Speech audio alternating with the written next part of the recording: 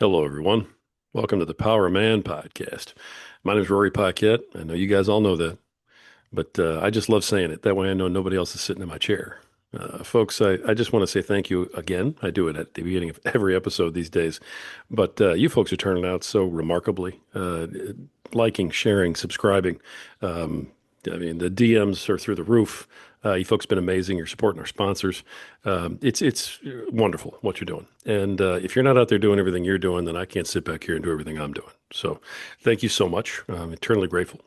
And you guys all know what time it is. Let's roll right into it because we got to pay a couple of bills. So here we go. I got to take a sip of my preferred beverage. Man, good stuff. Super hot. Just made a new pot of it. You all know what we're drinking. It's Freedom Hill Coffee at Freedom Hill Coffee on Instagram. Go check them out. Look them up. Deep, dark, rich, bold, and beautiful. Just like my wife. Absolutely fantastic cup of joe. Really and truly delicious stuff. Folks, you got to check them out. They do all the right things for all the right reasons, and they support veterans, which is very important to us here at Power Man. You guys all know that. And that's why we support them. So look them up, Freedom Hill Coffee at Freedom Hill Coffee on Instagram. Tell them that Power of Man sent you. Now, I need to get one more sip of this fine cup of joe. All right, beautiful. Here we go. The pipes are all heated up. We're ready to rock and roll. And I need to try and keep up with this gentleman across the table from me. So let's get him brought in here. Please welcome to the program the author of Searching for Father, Son's Pursuit for a Father's Presence, Mark Motsenbocker. Mark, how you doing, brother? I'm doing great. It's great to be here. So good to be with you. Thank you. Appreciate you coming. Really looking forward to hearing about the book and everything that goes along with it.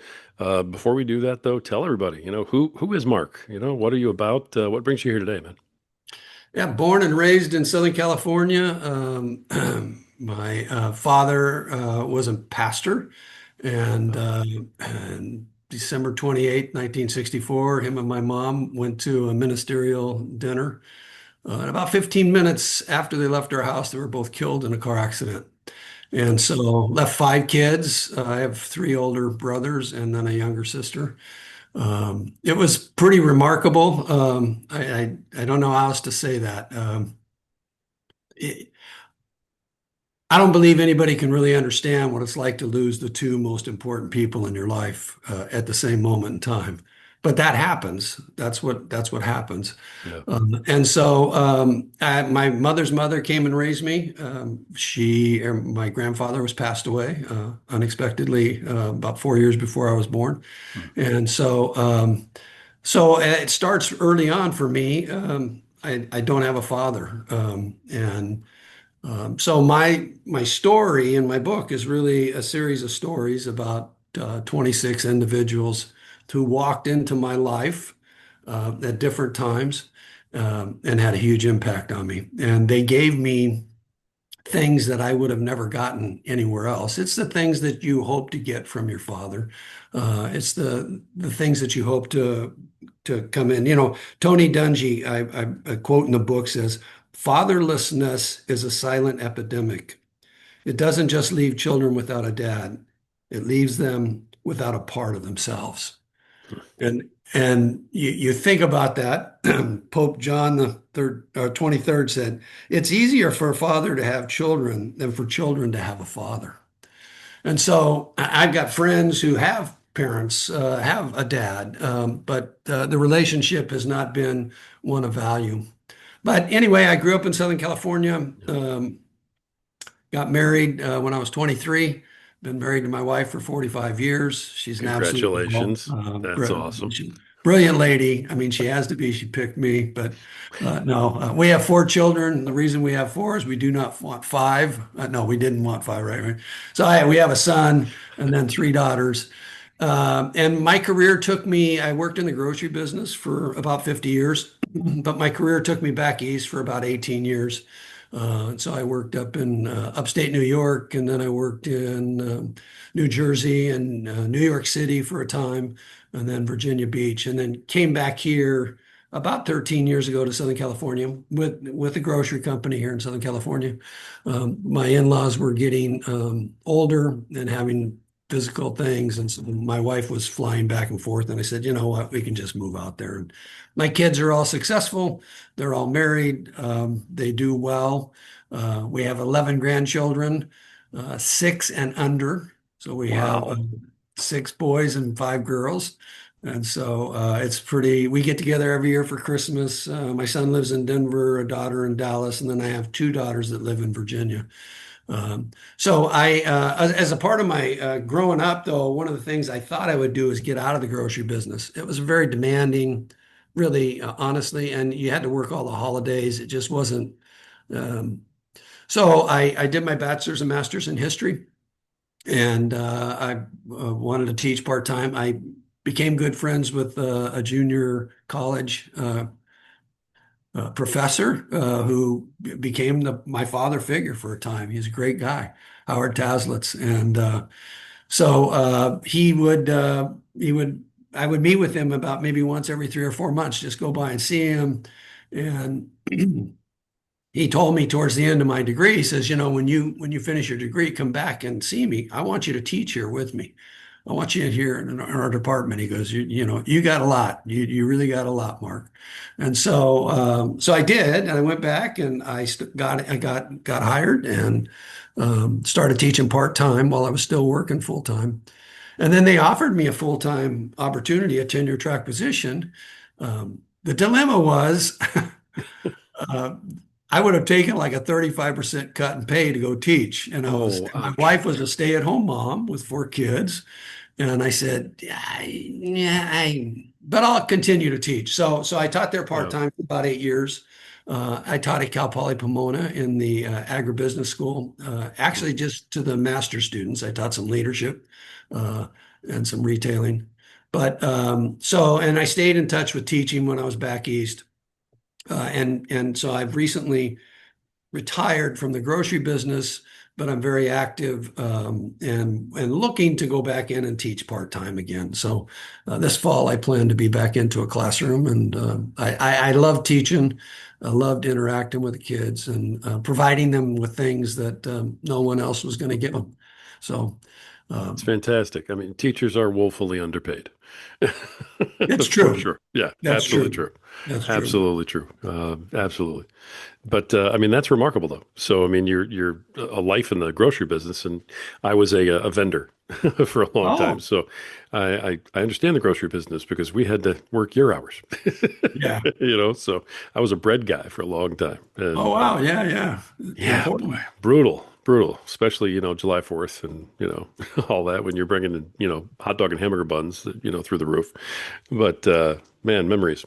Anyway, but yeah, so the move to teaching though, and that's exciting that you were able to do that. Make that transition, and that you're still doing it. Here in your second act. That's super cool. Yeah, it's really been a blessing. I got a plaque here in my home. When I was teaching junior college, I think the students were so moved by me because I was so excited. After 4 years of being there, I was there 8 years, but after 4 years, the president asked me to come over one afternoon to have lunch with him, and I had lunch, and then he he had brought the whole department together, and he gave me this. It was a kind of an award letter of recommendation. He says, "You're the only professor we've ever had that has more students at the end of the semester than when they start." And he goes, "And you've done that now 3 years in a row, twice every semester or twice every year." And he says, "We're just so impressed with you and so thankful that you're part of the team." And it was pretty cool. And it was Yeah. true. I mean, you know, people people found out about me. So I am a giver. My grandmother raised me, and she was a giver. So she was born in 1899 on a farm, and no running water, nor indoor plumbing. No, I mean, you talk about the substance of life. That's what she lived, right? And at 7 years old, they owned a farm. At 7 years old, she would tell me she would be up at 4 o'clock in the morning with her mother, helping do things to get breakfast ready for 40 ranch hands. And they would walk out the door about 7:30, and she said we'd start cleaning up and fixing lunch, and they'd come back and eat lunch, and we'd walk out the door. And she said we had a little bit of a longer break later in the afternoon because dinner wasn't usually till 5:30 or 6. So I got to play for about an hour, but then it was dinner and and so very, very disciplined lady. She taught me a lot, but she was a giver. I could bring anybody home any day of the week. And she'd say, well, why don't you stay and have dinner with us? Why don't you sit down and have some lunch with us? Or here, I just made some cookies yesterday. You want some cookies? She was just a giver. And so it was a true blessing what she gave me. But I when I started teaching, one of the things I wanted to let my students know is that I was going to be different from any other teacher. And so kind of it's a comment that I make. It's in a lot of the works that I do, but my motto is kind of doing for others what no one else is willing to do. Okay. You figure that out in life, and you'll own people because they can't find you anywhere else. And whatever that giving is, you can be the person who always smiles and says hi, or the person who always asks the question. So, how's your wife doing, or how's your kids doing, or how's your back doing, or but it was, and so that notion that I had when I walked into the classroom the very first night was, I put $20 down. First night, put $20. Now I was pretty good at short-term memory because of college. And I worked full time the whole time I went to school, right? I worked 6 nights a week and then went to school during the days. So I put $20 down the first night and I said, I'll bet anybody in the room $20 that I can memorize everybody's name in 15 minutes. And, these kids all looked at me like, what? You got to be, Right. And, you'd have a couple of guys say, I'll take you up on that. I said, good, good. And the guy says, there's three of us now. You got $60. I said, I'm good for what I say I'm good for. Um, so I literally memorized everybody's name in 15 minutes. And that blew the class away, right? I mean, it was so by year three, that this is the teacher that, you're screwed if he sees you before class because he knows your name. He knows you're here, right? But those students, I did form this relationship with them that said, I want you to get something out of this. History is really boring. I get it. But it's not, because those who don't know their history are bound to repeat it. So don't make mistakes that history's already shown you. That's futile. But one of the girls comes up the very last night of class and gives me this box, and I open the box, and it's a plaque by Thomas Jefferson's picture drawing of him. And Jefferson's quote on there was my favorite quote, and I said it in class a couple times. But his favorite quote is, "I'm a great believer in luck, and I find the harder I work, the more I have of it." And so I was telling him, you want to be successful in life. It's work. Don't misinterpret anything. Yeah, this is a history class. I get it, but you need to work to be successful in life, and that's a marriage. It's raising kids. It's a job. It's social impact. Sure. Wherever you go, whatever you do, it takes works to become what you want. Right. My kids will tell you, one of Dad's favorite quotes was, "Hey, just remember, the only place success comes before work is in the dictionary." So, and they know that one. They know the 5 Ps. Prior planning prevents poor performance. How'd you get a D? Did you plan for that? No. Well, okay. So then what did you plan for? Well, you didn't, right? Uh, so anyway, that's kind of a roundabout way to get you to why is giving so important then? And so I believe that the world and the universe was designed as a giving entity. It's created so that everything within it gives. It doesn't really take, it gives. And so, the rivers and lakes don't drink their own water. Vegetables and fruits don't eat their own produce. Um, Flowers don't enjoy their own aroma. Um, Ants work productively to help clean up the thing, and they got a 45-day life. That's all an ant lives on average, right? 57,000 different types of ants. But they march through day and day out to do what they need to do, and they give. That's all they do. They just give. So it bodes well for us as human beings to be givers, to one, take care of this planet and give back to what it's providing to us. But I think it's a missed opportunity for a lot of people. And this kind of comes back to this doing for others, right? Giving to Hmm. others, doing for others what no one else is willing to do. Really has an impact on people. And so my book is really all about the 26 men who walked into my life at different times. It's written on a linear, so it's shortly after my father dies. Okay. Uncle John begins to have an impact on me, and he works with me, and he helps me, and he teaches me, and he shows me, and he's just at the time, I just thought it was kind of fun to work with wood because he was a finished carpenter, right? So I was just kind of enamored with all his tools and his shop and all the things he did. But there was a lot more going on in his mind and giving me what he had to offer me. And so it's a series of different individuals, neighbors, it's teachers, it's coaches at school, it's bosses. It just you walk through it. My oldest brother, who's 10 years older than me, he's in there early on in the book because he lived at home with us and my grandmother. He was 18 when my parents were killed, and so he lived at home for about 4.5 years, 5 years. So he had an impact on me because he taught me about financial disciplines and how to prepare for things and how to deal with life. And then even later on, after I got married, I was spending time with him, and he really came up with this, anything worth having is going to cost you something. Nothing in life is free. Yeah. So decide where you want to invest. But where you invest, you'll get a reward. But where you don't invest, you don't expect to be given things, right? You know what our life has been like, right? So, and we really didn't have anything. I mean, I started throwing paper outs at 12 years old, 11 years old. And it's a full-time job. That's 7 days a week, man. I Yeah, it didn't is. take a vacation for like 2 years because I couldn't find anybody else to do my paper route, right? They were all like, that's a lot of work. I'll give you the whole month if you just do the 1 week, right? But you can't walk away. Everybody wants that. They expect that newspaper to be delivered. So, That's uh, right.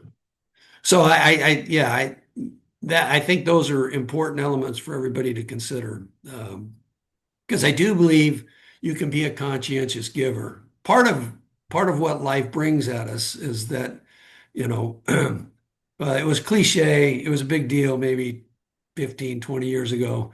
This cliche statement was, at the end of the day, what's really important? And I can't tell you how many business meetings I was in, and I was like, oh my gosh, the end of the day, man, that's just Monday morning quarterbacking, right? It's not at the end of the day. The end of the day, it's all over and done with, And so I would always say in these meetings, so let's just clarify something. It's at the beginning of the day that's important because then we make the choices to go and do the things that need to be done in order to get the success we need, and not sit here and talk about, well, at the end of the day, if we had done this or we should do that or we woulda, coulda, shoulda doesn't constitute any value. Right. Uh, so I do believe that at the beginning of every day, if you think about where you're going for that day and what you're planning on doing, um, you know, it really starts here. Everything I talk about really starts in thinking, right? Life is neither good or bad, but thinking makes it so, Okay. right? Every day is as good as I want it to be or as bad as I want it to be. It's my choice. As a matter of fact, I think that's what's different about humanity and the rest of the world. We get to choose, right? If you got an apple tree growing out in your yard, it can't sit there and say, "Come on, man, give me an orange this year. I really want an orange. I want to see an orange on my," right? The sun can't say, "I'm so sick and tired of being hot. I want to chill tomorrow," right? They don't get those choices. We get the choice. Right. And so life is really about choices, and this is where it all starts in our mind. It's all the thinking process. I had severe depression. I don't know how my wife stayed married to me early on, um, but I had some really bad depression, and it lapsed around. My life's just messed up. I don't have parents. I don't, where do I go? Who do I turn to? Now, I had my grandmother and she was a huge value. There's no doubt about that. But, and so something would happen again in my life that I had nothing to do. I had nothing to do with their death, right? It was just, it happened. Um, and it would just send me into this tailspin of depression. I would just sleep, right?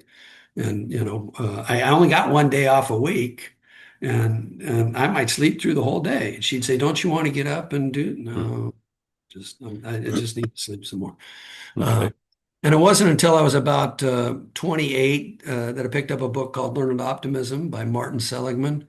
And that opened a whole thought process in my mind about this is self-talk is what's killing you. You beat yourself up. Why do I always do this? Why do I always screw this up? Why can't I why can't I get this right? I don't, it's all about me.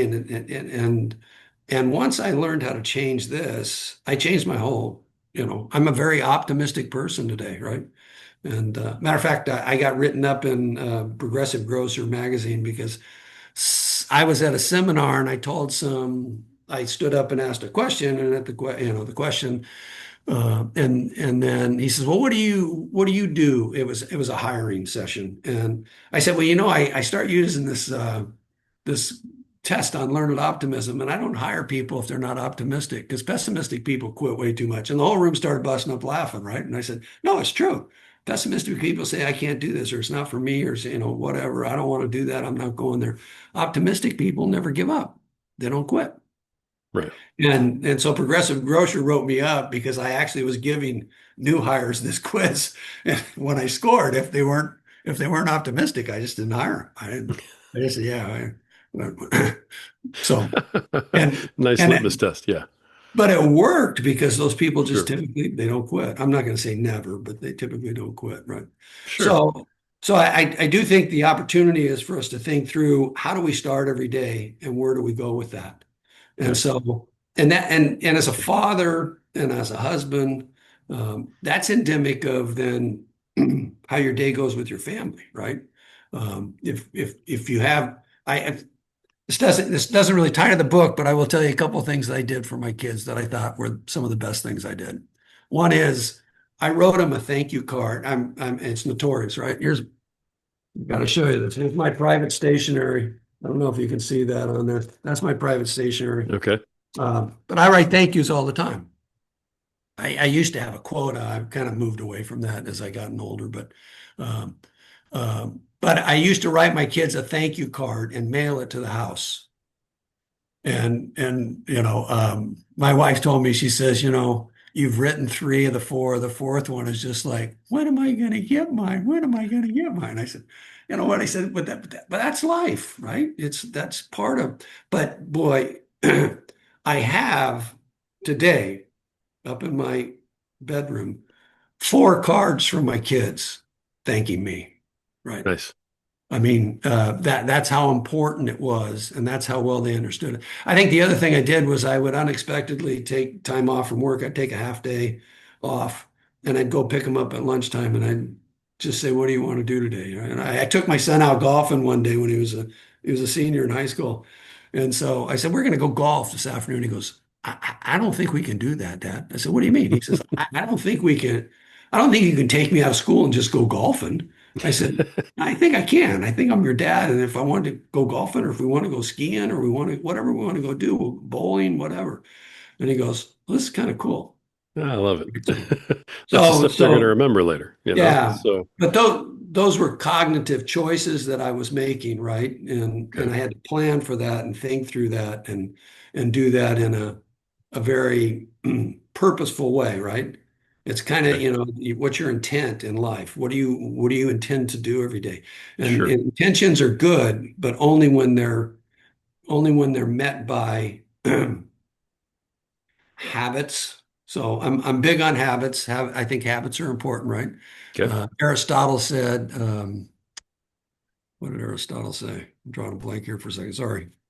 Aristotle said, "We are what we repeatedly do."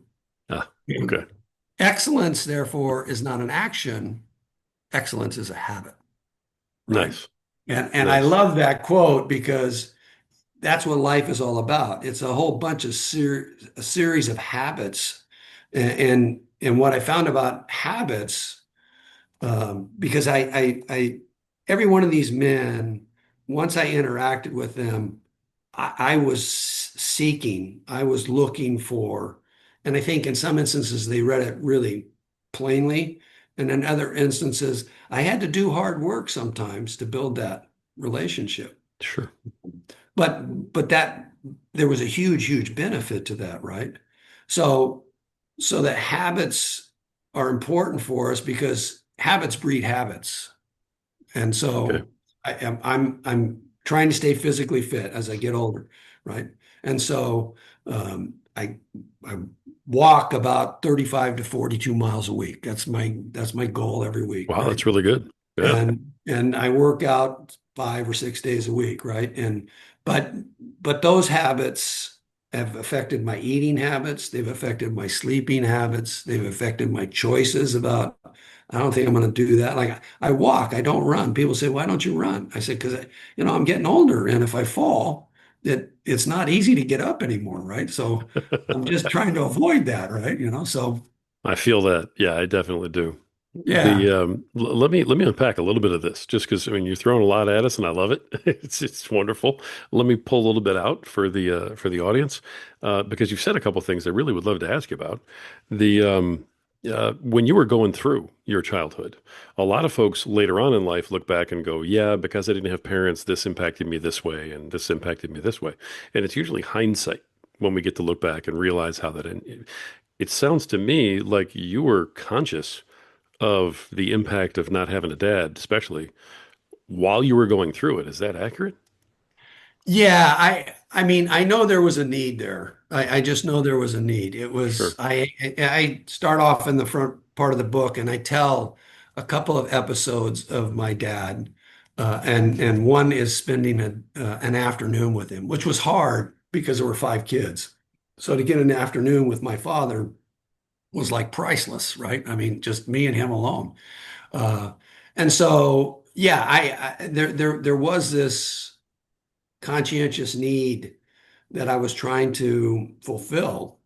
And it wasn't that I was always seeking. I think it was I presented myself. I'll give you a prime example. A next door neighbor, when I'm maybe 2.5 years after my parents die, a young couple moves in next door to our house, and he's a plumber by trade. Really nice guy, really nice wife, just sweet people, and I'm always inquisitive, right? So he's going to redo the house, and so I notice he's pulling stuff out of his truck one day, and I said, well, what are you going to do with that? He goes, well, I'm going to replace that. It's a new toilet. And I said, well, how do you do that? He goes, well, you take the old one out and you put the new one in. No, I get how you do that, but I mean, what does it all take, right? And he said, well, you can come watch me if you want to come watch me. So then I watched, and then um, I think he kind of took a little bit of a fancy to me because I was real. I was trying to say, I would love to have some time with you. And he didn't have kids, so and he's a very, very nice guy, right? Anyway, he has all these bricks dropped, and I said, "Wow, what are you going to do with the bricks?" He goes, "Well, I'm kind of planning on doing this," and I said, "Can I help?"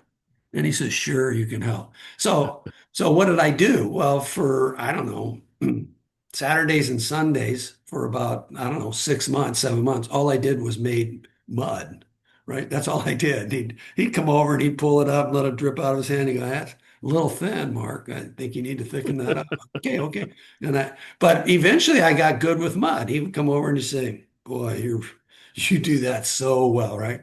And then, then he eventually lets me lay some brick. He lets me lay a whole line. Now it's in the backyard now. It's not out front, but he lets me lay a whole line of brick, right? And then he does some electrical later on, and he says, "You want to help me?" I said, "Yeah." So I'm crawling under his house and pulling on wires anyway, all that stuff becomes very, very valuable because later on in life, I'm not afraid of any of that stuff.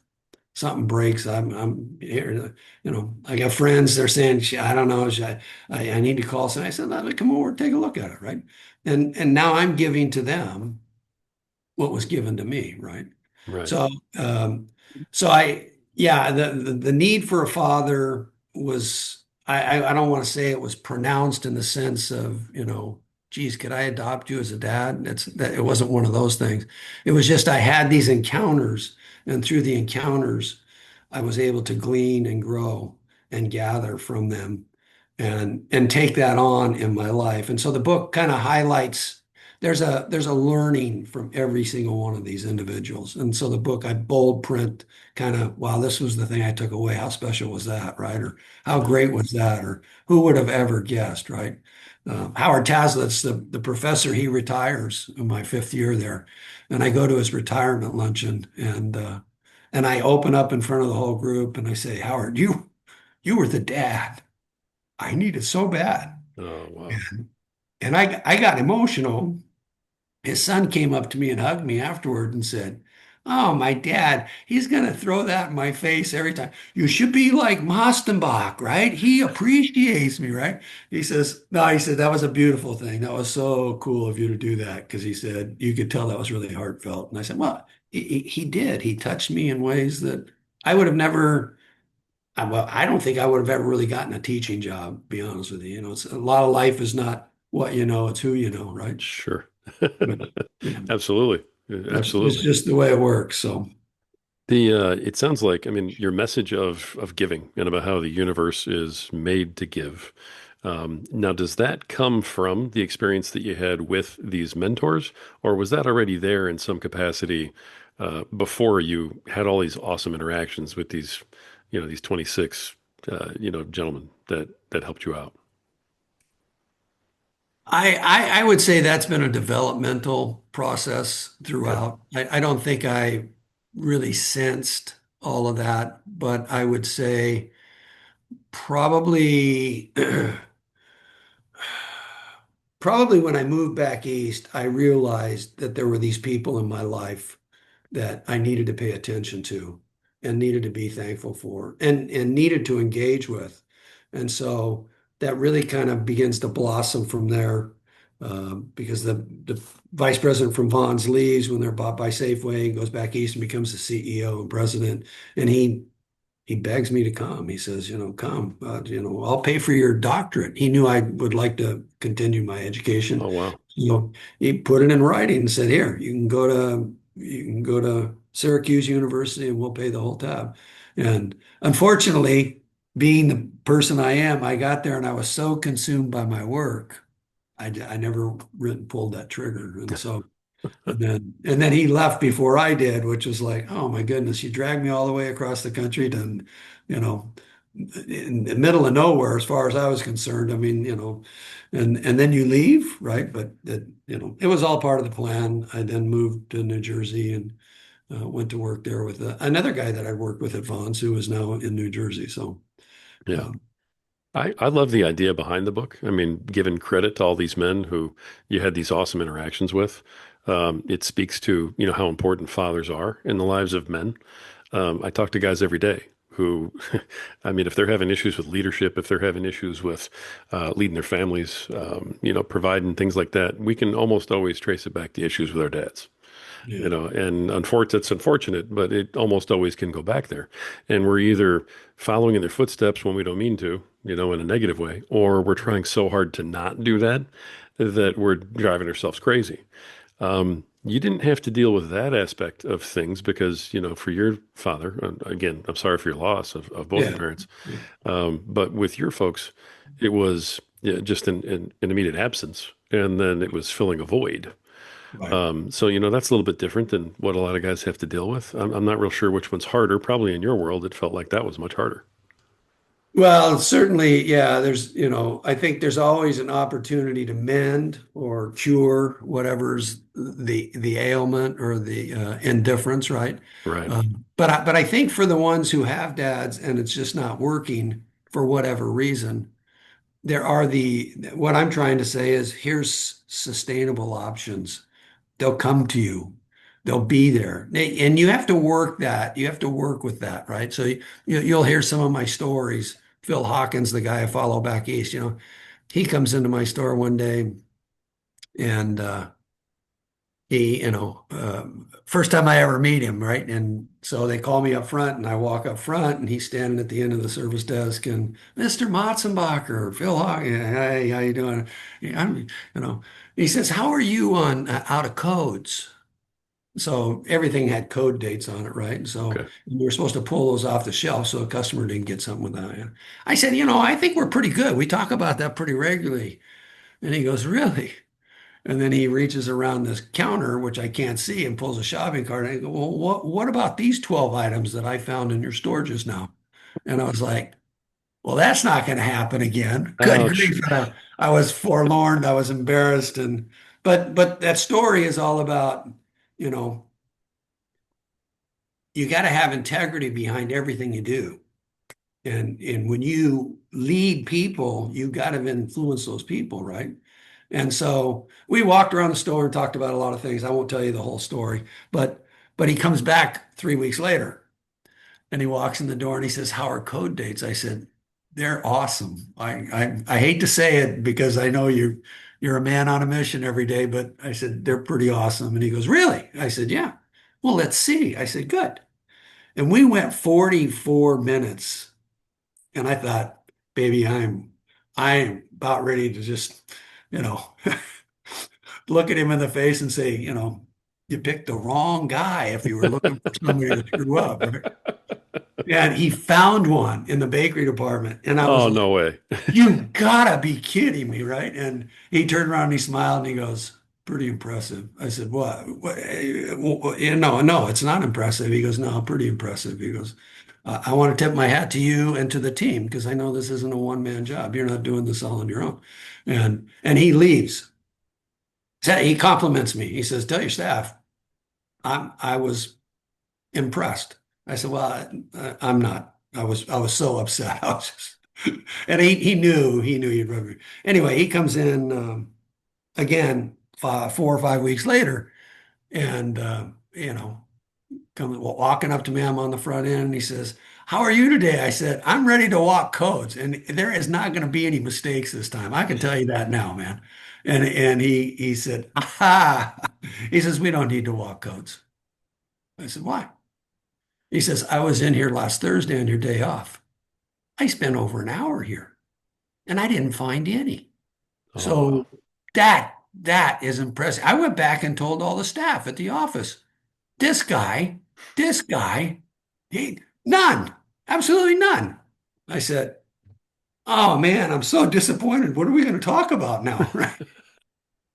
But so it's kind of he came into my life and I don't know that he was a favored boss by a lot of people, but he became my favorite boss. He really did because I knew he had my best interest at heart.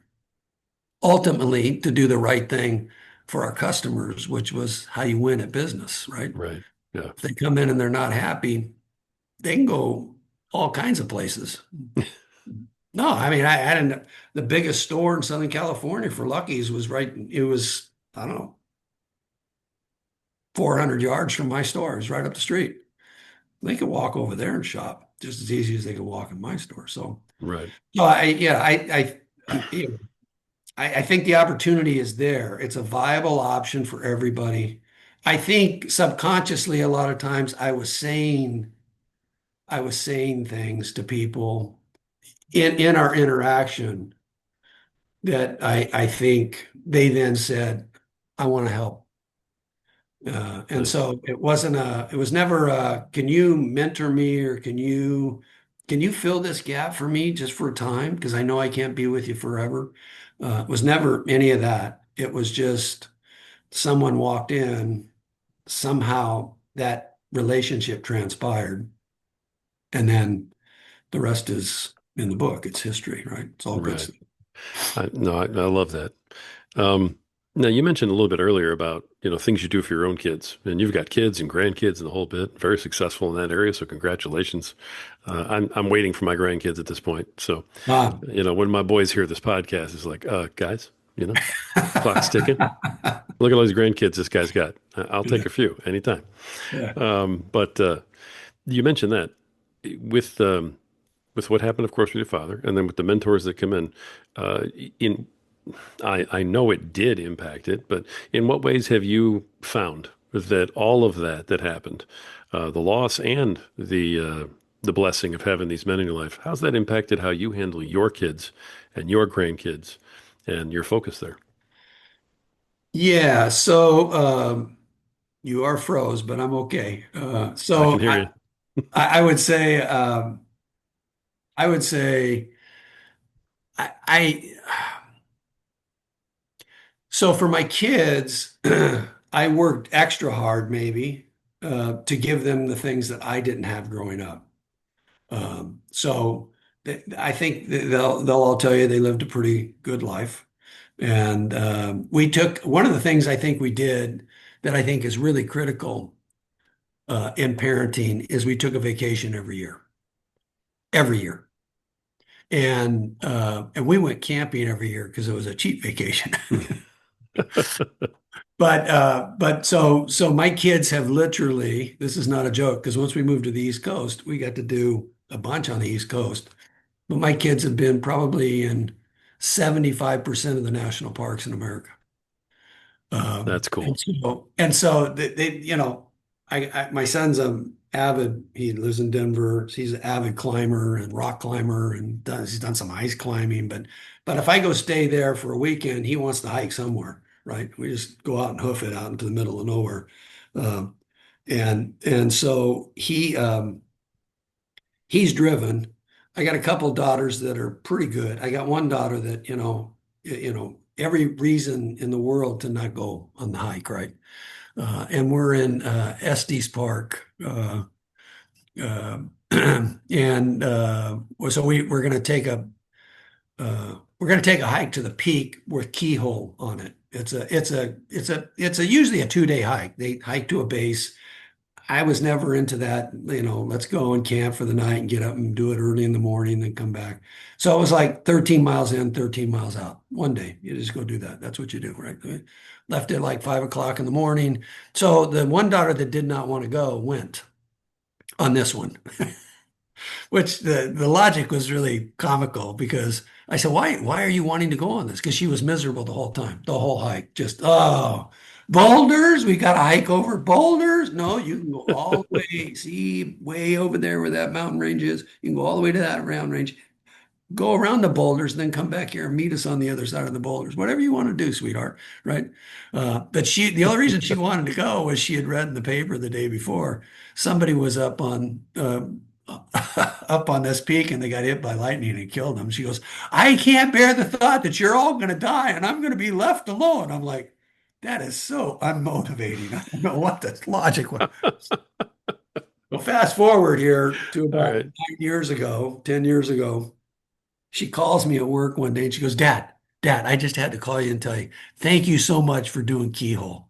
I go, okay, what's that all about? She goes, I I was in a class today and it was a geography class and the guy was talking about some of the great camps we have here. And I was like, oh, I've been to that one. Oh, I've been to that one. Oh, I've been to that one. And he goes, well, you're just Miss Hiker. She goes, well, no, not really. I hate hiking, but I've been to all those parks. And he goes, how about what's how about Keyhole?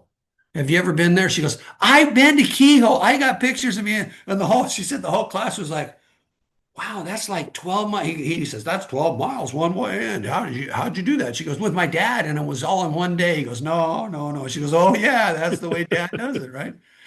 The only reason you want to get off the mountain is because you know there's dinner waiting for you at the end of the day, right? Right. Exactly. So, but I would say the vacations was a critical component. Some of my best conversations with my kids Yeah. have been out hiking. Just, Nice. open up and you got nothing to encumber. There's no nothing. There's no devices. I mean, part of our dilemma today is there's just too many options.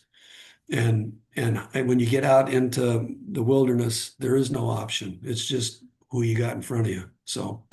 Right. Um, so I would say the vacations was a really good thing. And then I did something unique with my grandkids. So um, I for the first four, because each one of them had a child in sequential order. So I had a girl, boy, girl, boy.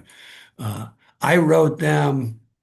I sent them their 1-year-old birthday card with a $2 bill, and I hand wrote a letter to them. And it says in the letter, I wanted to be the first person ever to write you and tell you I love you. Oh. And So, and then after those four, I kind of let off, and I thought, man, they can't read it yet. They don't understand it. Maybe it's kind of, but I was worried that somebody else would catch on to my idea and then beat me to the punch, right? So now at their fifth birthday, I give them a birthday card with a handwritten letter from me and a $2 bill. And Nice. the whole What's thing it? about $2 is you're unique, right? Ah, $2 bills okay. aren't, they're very unique. No, nobody really Right. uses them, but they're real. And so you're unique. You're like a $2 bill. There's not a whole lot of you around, but it's value. Right. That was going to be my next question was what's the $2 bill about? So, Yeah, yeah, but I like that uniqueness. That's really cool. yeah. So, you celebrate this stuff with your kids, the uniqueness and it sounds like you're very giving emotionally, also with your kids and open.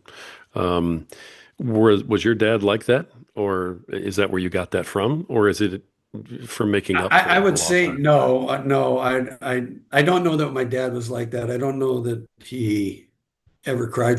I had a really bad kidney infection when I was like 6.5, and I was out of school for about 7 months. Oh, wow. And I do remember, and I talk about it in the book, I do remember him bringing my brothers in, and they all kneeled next to me in my bed and prayed over me for a while, because they weren't sure that I was going to make it. And I mean, I was like the Michelin guy, right? There's a picture of me just super blimp. I mean, my head looks like Wow. a Kool-Aid jug, right? And um, but I don't. My dad was dynamic, that's for sure. But actually, the emotions thing, my wife. So here's kind of one of the aftermaths of my parents' death. I Yeah. cried for a long time, and I finally came to the conclusion: crying is a waste of time and effort. It doesn't change anything. It just doesn't change anything, right? Yeah. And so I was really pretty much non-emotional. I could watch something with my wife and I could go to the movies and it's a, lovey-dovey movie type thing. And, she'd be crying and she'd be looking at me and, like, didn't that affect you? Not really. I mean, it just, I don't. And so she, probably when I was about 30, she said, you need to get some help because I think your whole emotional thing is just weird. It's not normal. And we'd had conversations of Ouch. well, we'd had conversations of normalcy, right? I grew with the family I grew up, that was normal behavior. Family she grew up, that was normal behavior. I said, no, no, people don't do that. I don't know. What do you guys, I don't know what your parents were thinking. Well, what about you? Well, I didn't have parents, so there was nobody thinking at all. We were all, but Right. but suffice it to say, um, I went and met a pastor, and so he gives me this. This is the kicker, right? It didn't make any sense to me at all. It really didn't make any sense to me at all. But he said, I don't want you commute every day to work. And he says, I don't want you to turn the radio on. I know you like music. I want you to just think about how you feel. And I said, okay. And All so right. next morning, I'm driving to work and what do you mean? How do I feel? I don't want what to feel. I don't. What am I supposed to feel? Right? I'm in my car. Right? I'm in a rush. I want to get to work. I have things I got to do. Same thing on the way home. I want to get home. I want to be with the family. I want to have dinner together. Every day, back and forth. I don't know. I don't really have any feelings about anything. I don't know no. So we came in and met again the next week, and he said, "How'd that go?" I said, "Well, it didn't really go anywhere." I said, I did. I didn't. There was nothing to feel. He goes, that's the issue. You are taking that and squeezing it so tight inside you. You're not letting you don't even want to talk about your feelings. You don't want to talk about them. I Uh, know you have feelings and everything. And he says, let's talk about your brother, your oldest brother. He had an impact on you. He says, tell me what was so good about him and what feelings do you have for him? And I'm telling you, I didn't have to say two words and I started crying. I said, "Oh God, you're gonna make me talk about my brother? Good grief!" And I cried and I cried, and I must have cried for 40 minutes. And I got Kleenex and brought him over to me. He says, "Clean yourself up here a little bit." I said, "This is this what you wanted? Because I'm a mess now, right?" And right. and from that point forward, I was able to cut loose with my emotions. It was kind of like I moved past okay, it's out in the open. I went home, told my wife, and I cried with her, and and she said, "See, now that's normal." I go, "I don't think it is yet, but okay, whatever, right?" Um, so that's my story. That's how I ended up. Yeah. I can get emotional about things. It's been helpful in my job because I can share with people. I've had to terminate. I did HR for most of my career, and I've had to terminate people. And I can look at people with strong emotion and say, this is not where I wanted to go. This is not what I ever want to do. And and I think affected people, right? They were thinking like, geez, I put you through all that. Yeah, you did. Because I don't, this isn't why I'm here. I'm here to help people. I'm here to develop people and encourage people and not say goodbye to people, right? So Right. Ouch. yeah. Yeah. No, I appreciate that though. That's interesting. Your move to teaching seems like your love for teaching and how much you thoroughly enjoy it. That kind of seems to track also, with um, wanting to give back in a way that you never were able to receive. Does that make sense? Yeah, yeah. I think part of that, my grandmother was a giver, as I said before, right? And so I learned that that was a value in life. It was a Yeah. value because not everybody is a giver. I got two brothers. They're good guys, but they've both been married multiple times, and they're rather close vested with what they have, and which is fine. I've never asked anybody for any money. That's not, but I've had my sister and my other brother, want handouts from time to time, and they'll call me and say, "You know what he said to me?" I said, "Are you surprised by that?" Because I said, here's a guy that owns a business, and what does he give us for Christmas? Business shirts. He gives me a shirt with the business logo on, and I'm like, oh, that's cool, man. That's really nice. Thanks for doing that. That's a shirt I don't have, right? I mean, again, life is neither good or bad, but thinking makes it so. You just take it all, but that's a part of who he is. I'm not asking anybody to change as I walk through life, right? Um, but you can affect people so that they do change, Yeah. uh, if you have the right intent. And so I think that's a part of the process of what you work through here is really trying to work in being the giver. And in teaching, I really did want to give the students something that they didn't have. And that was a little bit hard, right? But I think they liked me because I was very truthful. I was very straightforward. So my favorite quote in my syllabus is the real benefit of education is that it forces you to do what you need to do when it ought to be done, whether you like it or not. And I say that two times. The real benefit of education is that it forces you to do what you need to do when it ought to be done, whether you like it or not. And then I say it's the greatest lesson a human can learn, and all too few learn it all too late. So I said, I'm not here to teach history. I'm here to help you understand. You want to be successful in life, there are things you're going to be called to do. And you're going to have to work at those things in order to do them well. And I think people saw the sincerity of that, right? I mean, they just saw the truthfulness in that. Uh, Nice. so so yeah, the teaching thing, I think it's a bit of a gift. I've had people tell me at work, the thing I like about you, you're believable. I can believe you. There's a lot of people I don't believe. I listen to them and then I think, I'm not sure that makes sense. Or I'm not sure that that's the truth. Right. I'm not sure they're leading me in the right direction, right? But so yeah, so maybe it does come through. It's not, I don't have anything written in front of me now or never have, be believable. It's not a part of my mantra or anything, but I Gotcha. do I do think that truth is important for people. So Sure. As we kind of circle back around, to the book here a little bit, in Searching for Father, you've got what was the reaction from all these men when they saw themselves in your book and So got to they see have, what you wrote. yeah, they haven't all seen it yet. I'm waiting for my Oh, copies wow. to come and mail it to them. I did give one to my brother.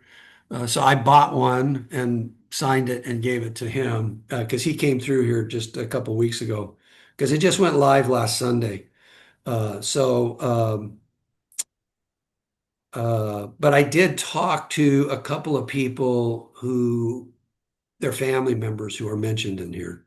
And of course, the family members are like forlorn, like, oh my gosh, are you serious? Dad would be so happy if he was here right now.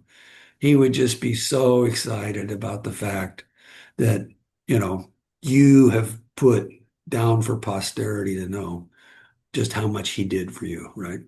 Wow. So, yeah, because, yeah, there's a number of them that are gone. And then there's some of them I don't know. I mean, some of my junior high um, teachers and Coach Holland, the guy that taught me how to golf, right?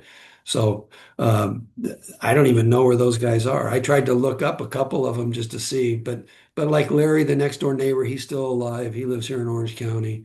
A couple of uncles that are in there, they're gone. They're not around anymore. A I couple see. of professors, they're gone. So Phil Hawkins, the gentleman I spoke of, he just passed away early this year, which was really sad. So, Sure. and I never got to share the story with him, right? But I know his wife. I'll see her for lunch pretty soon and give her a book, and I know she'll be touched by that. She'll Nice. be, yeah. Nice. Um, what'd your brother have to say? So this is a brother who probably not until about 15 years ago. So last year, December 28th, was 60 years since my parents died. Um, and so it's been a long time, not forgotten by any of us, I don't think. Um, but he was just passing through. I picked him up at the airport and he took one of my cars to go down to see his daughter, and one of his grandsons was graduating. And so we stopped for lunch. And so I had wrapped the book, I'd signed it and wrapped the book and gave it to him. And he opens it and he goes, "What is this?" I said, "It's a book I wrote." "Wow." And I said, "And you're in it." And he started crying, right? Oh, man. So, but that's a brother that, even though I had a great relationship with him, I think, and he respects me, he'll tell you, he'll tell anybody, "I'm so proud of this guy. I'm so proud of this guy," right? Because maybe I did all the things he thought he should have done, but didn't do, whatever. It doesn't really make any difference. But it wasn't until about 15 years ago that he told me he loved me. And that Hmm. can't. Yeah, I guess again, you have these things in life that are priceless. You can't put a value on that, man. To have my brother look at me and say, "Hey, I love you." Yeah. And I'm like, wow, Yeah. that's great to hear. So we say that on the phone when we talk pretty regularly now. It's not uncommon to finish the conversation. "I love you. I'm going to see you soon." Um, but Wow. so yeah, he got very emotional. He got real watery eyed, and then he said, "Well, I can't read this now." I said, "Well, I didn't ask you to read it now. I just gave it to you now. I wanted to be here when you opened it, right?" So Yeah. Nice. anyway, yeah. Nice. Nice. And you've put together quite a story here with all this stuff. Well, life is good. I can tell you that. Yeah. And I truly believe that. I can say it. God's been very good to me, right? Out of my five siblings, I think I don't know how to say this, but I think I'm the only one that feels like it was all for a reason. And I'll give you an analogy, which makes no sense because I don't put myself in the class of this individual. But for Joseph to be able to say, "You meant this for bad, but God meant it for good." I can say that to my brothers. It's a good thing that mom and dad were taken because my life is like, it doesn't get any better than this. I'm Yeah. living the dream, right? And I truly believe that. I don't make that up. That's not, again, you talk to anybody I've ever worked with or anybody I've associated with, um, and and it's just remarkable. Here. This is how classic life is, right? So. I work with a group of students to help them do a presentation at the end of the semester at Biola. It's called a capstone. And this is a thank you card from these students to me for all the things that I taught them beyond just the presentation, right? Nice. And so it was because the first night when we met, I said, "This is your moment in time. You're not prepared for this. I can tell you're not. But this is a moment God selected for you to stand and make God so proud of what He's done in your life, Yeah. your talents, your gifts. This is a chance for you to shine. And you can make this a moment where you all will never forget what you've done." And I don't think they heard that from teachers even, to be quite honest with you. Yeah. But, when you get them to drink the Kool-Aid, then life's pretty good, right? Once they're in, they're all in typically. So Kool-Aid's probably a bad analogy, but yeah, I was like drinking the everybody Kool-Aid of God. understands. That's a new twist on it. Yeah. But no, I love that. I love how important your faith is to you too. In terms of your entire journey, you can tell that's been pivotal for you. It has been, and my great uncle, my grandmother's brother, was a famous pastor in Southern California. He was the understudy to Amy Sample McPherson with the Pentecostal church, Foursquare Church, and so he takes over for her in the pulpit of that church. That thing sat well, it probably still does, like 2,500 people, and she was amazing, but he took over for her and impact on me after my parents died. And he had his own son. I loved him like a father. I mean, Uncle Bert was, and so again, this is how life plays out sometimes. I'll tell you two stories that'll just boggle your mind.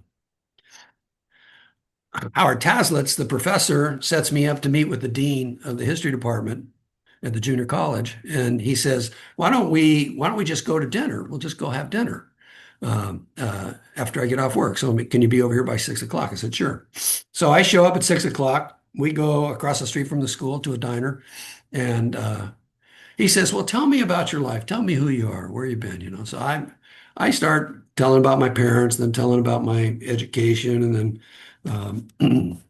my desire and everything. And when I mentioned my dad, I had mentioned that he was a pastor. And then I mentioned my great uncle, and I said, and then my great uncle had a lot of influence on me for a time, and he was a famous pastor here in Southern California too. And he said, "Really?" He goes, "Well, where was he a pastor at?" I said, "Oh, Angelus Temple. He was." He started Life Bible College there and was the chancellor and dean of Life Bible College. And then he took over after me. He goes, "You're not Dr. Tieford's grandson, are you?" And I said, "Well, I don't call him Dr. Tieford. He's Uncle Bert." But yeah, I said, "Watson Burnett Tieford, that's my uncle." He goes, "Oh my God." And so I had the job with that statement. From that point, he was tell your uncle that I miss him, and my whole life revolved around what he taught and how good he was and how passionate he went on and on and on and on, and then I said, "Well, what else do you want to know?" He goes, "Nah, come in and fill out the paperwork first of next week. You got the job." So Nice. that's one of those things where, you just think God was instrumental in putting all that together, as far as I'm concerned. For sure. And then I'm about 22.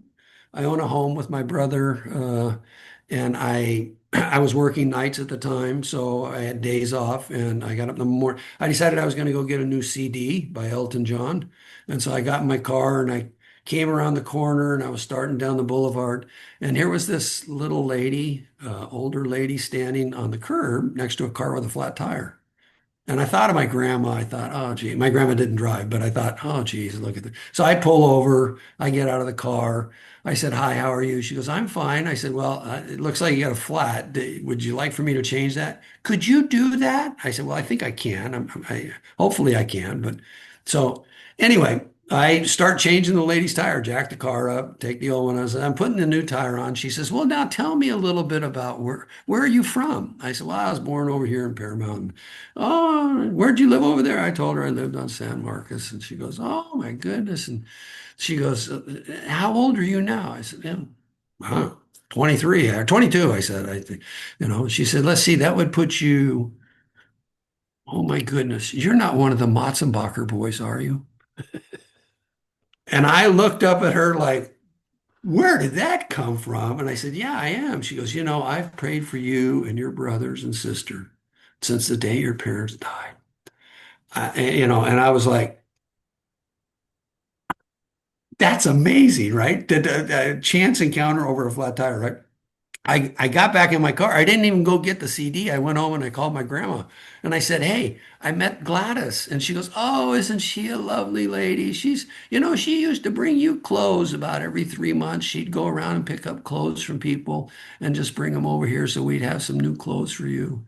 And so the kicker was she wanted to give me $5. I said, no, no, no, no, no, no, no. She goes, now you have to take this, young man.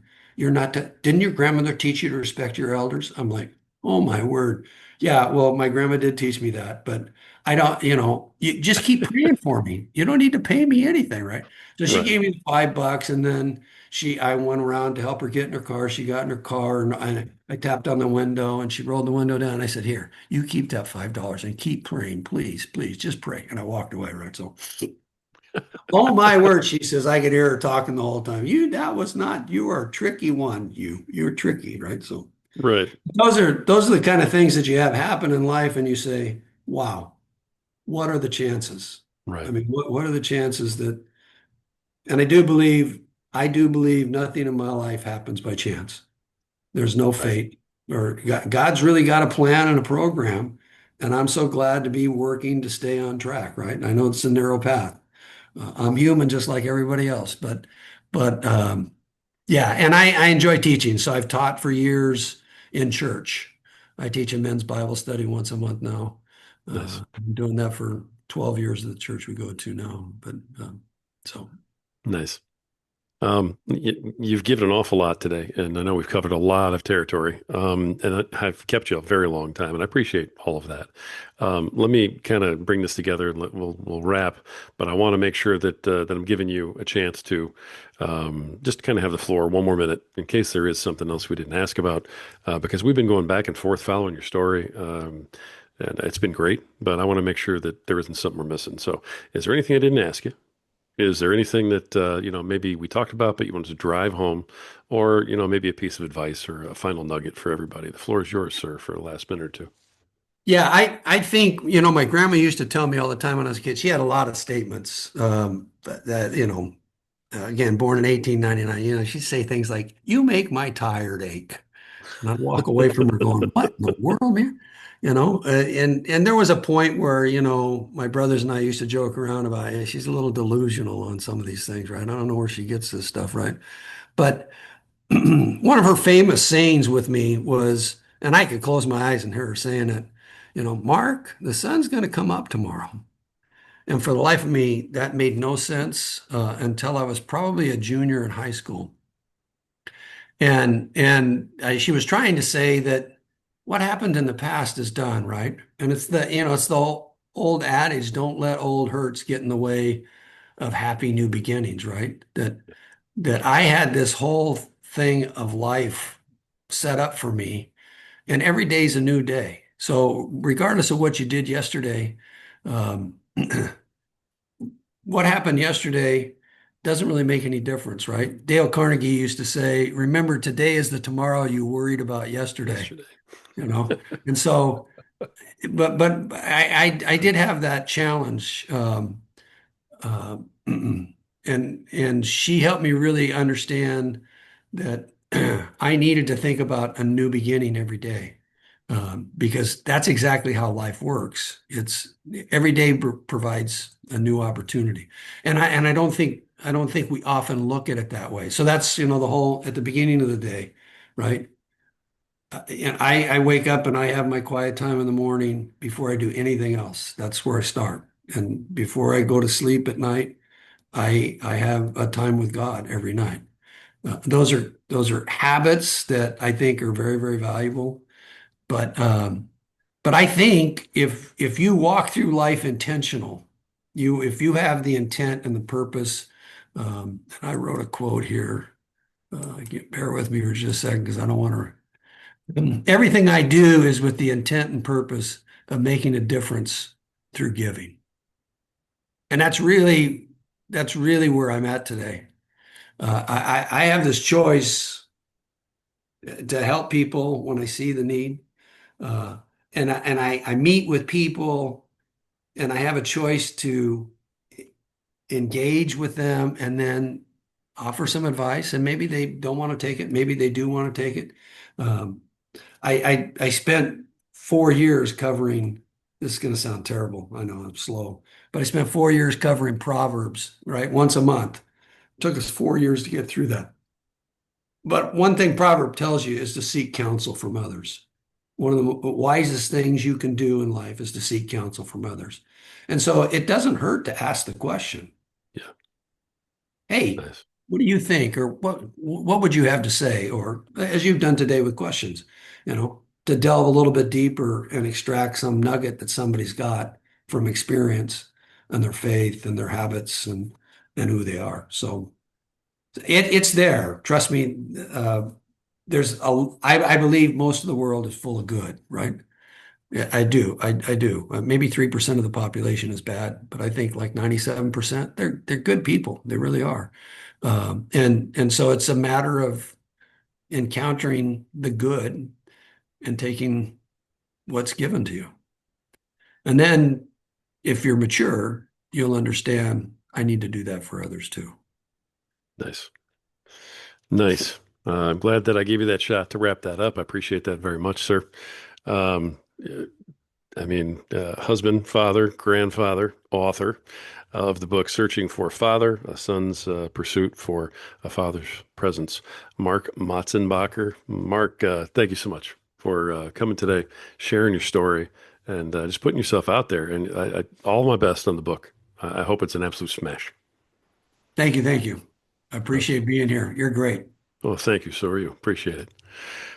Folks, this has been another episode of the Power Man podcast, and I hope that you folks can all find something in this wonderful episode and this fantastic story to take away, to take home, because folks like Mark and I, we are 100% behind you in your mission to become a better protector, better provider, better leader tomorrow than you are today, to become a better father, a better husband, a better man tomorrow than you are today. And the reason we want that for you is because you have value and because you matter. And at some point, you just have to believe it. Until next time.